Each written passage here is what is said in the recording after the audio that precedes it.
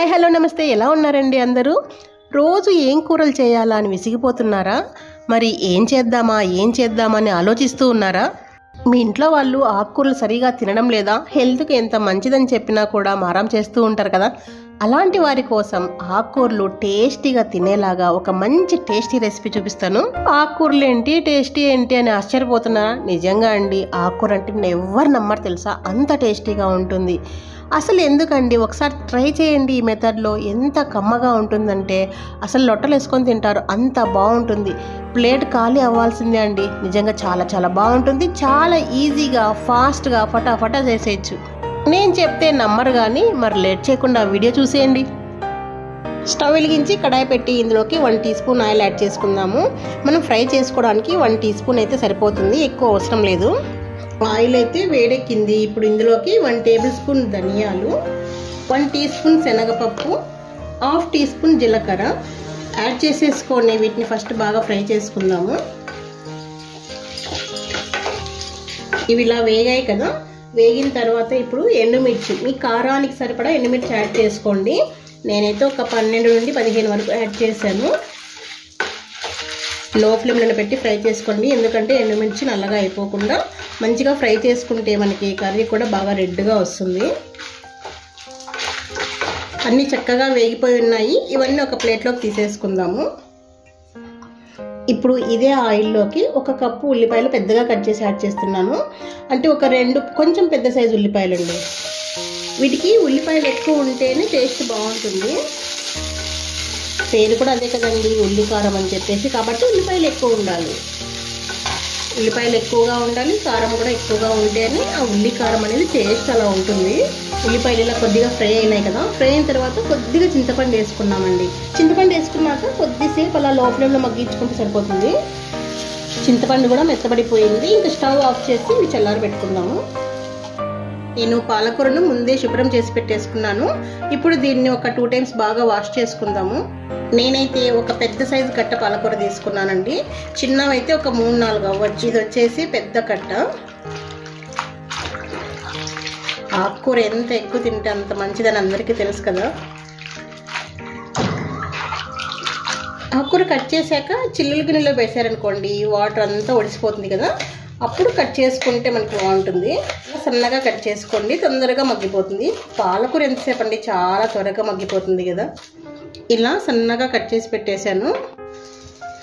First అయితే mixie జార్లోకి ఎండుమిర్చి, ధనియాలు, శనగపప్పు అన్నీ వేసేసుకుందాము.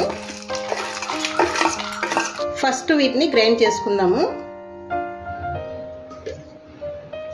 ఇలా గ్రైండ్ చేసేసుకున్నాం కదా, ఇప్పుడు ఉల్లిపాయలు, చింతపండు యాడ్ చేసుకుందాము.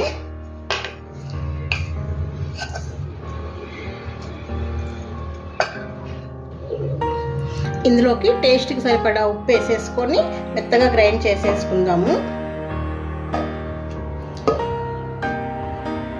చూసారా, ఇలా బాగా పేస్ట్ లాగా గ్రైండ్ చేసేసుకోవాలి. తర్వాత స్టవ్ వెలిగించి కడాయి పెట్టేసుకొని ఇప్పుడు ఇందులోకి 1 టేబుల్ స్పూన్ ఆయిల్ యాడ్ చేసుకోండి. ఆయిల్ వేడెక్కిన తర్వాత ఫస్ట్ పోపు గింజలు వేసేసుకుందాము. మినపప్పు, శనగపప్పు, జీలకర్ర, ఆవాలు అన్నీ కూడా యాడ్ చేసేసుకొని కొంచెం బాగా ఫ్రై చేసేసుకుందాము. పప్పులు బాగా ఫ్రై అయిన తర్వాత ఒక 10 వరకు వెల్లుల్లి రెబ్బలు ఇలా కచ్చా పచ్చాగా నల్లగొట్టి వేసేసుకోండి. వెల్లుల్లి ఎంత వేసుకుంటే ఫ్లేవర్ అంత బాగుంటుంది. వెల్లుల్లి ఇష్టం లేని వాళ్ళు తక్కువ వేసుకోవచ్చు, అది కూడా ఇష్టం లేదంటే స్కిప్ చేసేయచ్చండి, అది మీ చాయిస్. అవన్నీ వెల్లుల్లి కూడా బాగా ఫ్రై అవ్వాలి. వెల్లుల్లి ఫ్రై అయ్యాయి కదా, ఇప్పుడు ఇందులోకి ఒక 2-3 ఎండుమిర్చి యాడ్ చేసేసుకోండి. అవి అలా కొద్దిగా ఫ్రై అయిన తర్వాత ఇప్పుడు కట్ చేసుకున్నటువంటి పాలకూర యాడ్ చేద్దాం.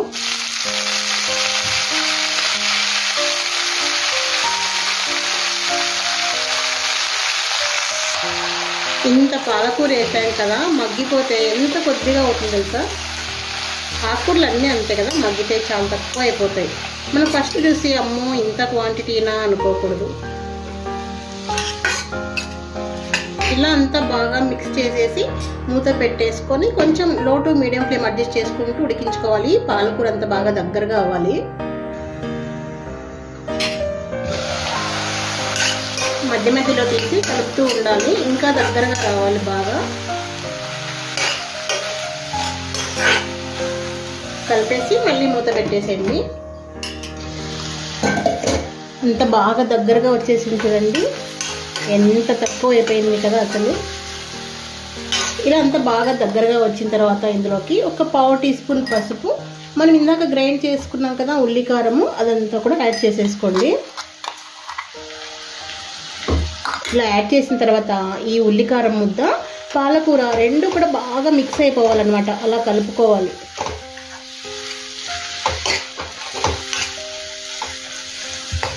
ఇలా ప్రెస్ చేస్తూ కలపండి, ఉల్లికారం అంతా కూడా పాలకూరకి బాగా పట్టేస్తుంది.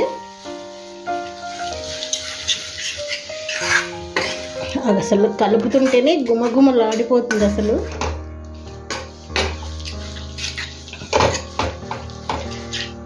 ఇలా అంత బాగా మిక్స్ అవ్వాలి. ఇలా అంత బాగా కలిపిన తర్వాత మూత పెట్టేసుకొని లో ఫ్లేమ్లో ఒక్క 1 మినిట్ మగ్గించుకున్నారనుకుంటే సరిపోతుందండి. బాగా ఉల్లికారం అంతా కూడా పాలకూరకు పట్టేసి ఆ ఫ్లేవర్ నిజంగా చాలా బాగుంటుంది అసలు.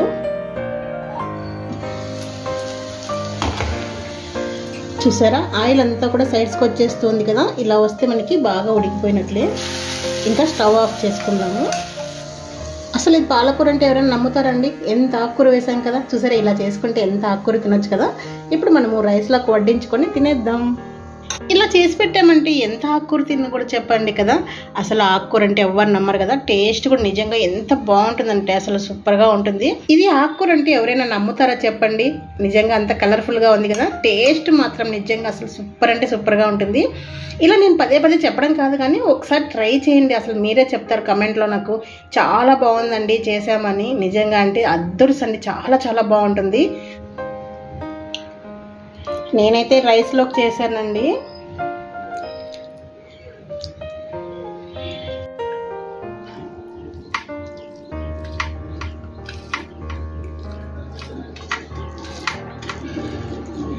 ఇలా ఎక్కువ కూర కలుపుకొని తినండి, మనము ఎక్కువ క్వాంటిటీలో ఆకుకూరలు తినొచ్చు అనమాట.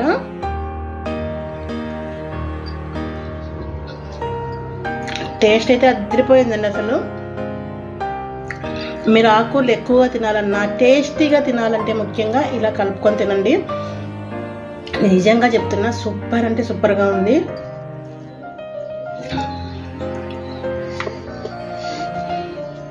ఆ ధనియాలు, జీలకర్ర, వెల్లుల్లి ఫ్లేవర్స్ అయితే అదిరిపోయాయి అసలు. ఎంత సూపర్గా ఉందంటే అసలు ఇది ఆకుకూర అంటే ఎవరు నమ్మరు, నిజంగా అంత బాగుంది. ఎంత సింపుల్ రెసిపీ అండి, ఫస్ట్ టైం వంట చేసే వాళ్ళైనా సరే అలా టక్క చేసేయచ్చు అనమాట, అంత సింపుల్గా ఉంది.